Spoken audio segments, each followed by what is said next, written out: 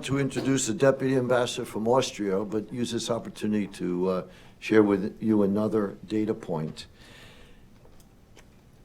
There are so many misconceptions about Israel and the Holocaust, and one of them is, you know, if you ask people how many Jews lived in Germany before World War II, or what the percentage was, and I've done this many times, you get all kinds of numbers, 20%, 40%, it was 2%. And when you look at, by 1939, how many Jews from Germany and Austria survived, what I found amazing is this statistic, that 60% of German Jews survived and left in 1939, and 67% of Austrian Jews survived by leaving by 1939. And one of the two reasons for that, I think, one is they saw firsthand Hitler. It's not like today, where everything's on the internet and we're global. There, at that time, things were not global. So even neighboring Poland, which had 3.3 million Jews, and was right next door to Germany, they were oblivious to it because Germany was taking care of Germany and Poland was taking care of Poland. And nobody thought, you know, that Germany would be in Poland. So it tells you that when you're in a country and you see the horrors of anti-Semitism, you have, I mean, it's too bad it's not 100% in this number, but I was surprised the number was as high as it is. With that said, we want to ask Hans from Austria to share a few words with us. Thank you, Mr. Chairman. It's a real honor to be here today.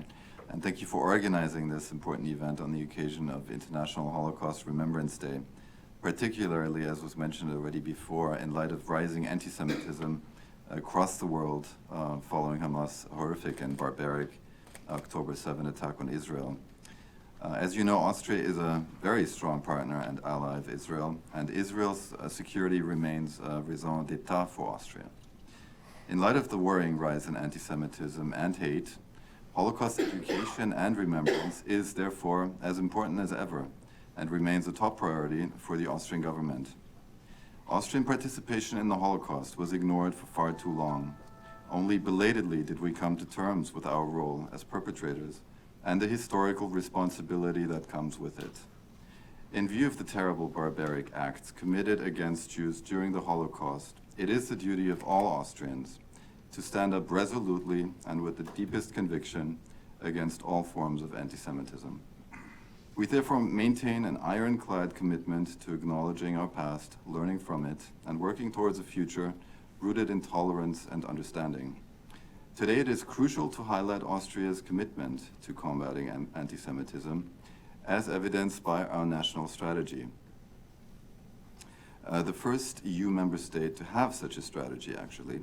And our national strategy stands as a testament to our dedication to fostering a society that rejects anti-Semitism and discrimination in all its forms and embraces diversity. We acknowledge the importance of education, and by the way, you mentioned stepping stones. There are some in Vienna as well. Remembrance and collective responsibility in building a world where the horrors of the past remain lessons for the future. And we also, I would like to point that out, have a very thriving Jewish community today, and we're very proud of that. In another concrete symbol If I could just jump in, because I know I'll probably forget and I want to acknowledge it. I am impressed and grateful for your comment about taking full responsibility, because Austria didn't do that for a very long time. They hid behind the fact that they were the first victims of fascism. So the fact that Austria's come around a bit belatedly, to use your own words, says a lot. It's not easy to be reflective and be honest with your past, especially when it's something you're not proud of. So that says a lot. We're grateful to hear it, and we're happy to embrace you as equals in the world of nations, and thank you for your support for Israel. Thank you. Thank you very much, Mr. Chairman. If I just may, quickly, I just have one more paragraph. In another concrete symbol of our commitment to combating anti-Semitism and remembering the Holocaust, we unveiled the Shoah Wall of Names Memorial in Vienna in 2021, which you might know. Sure. The Wall of Names is situated prominently in the city and bears witness to the lives lost during the Holocaust.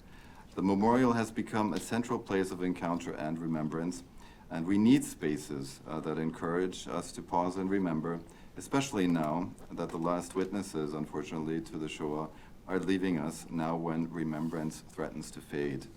As we commemorate Holocaust Remembrance Day, let us reflect on the progress made, as was mentioned also today, the challenges ahead, and the shared commitment to building a world free from the shadows of the past.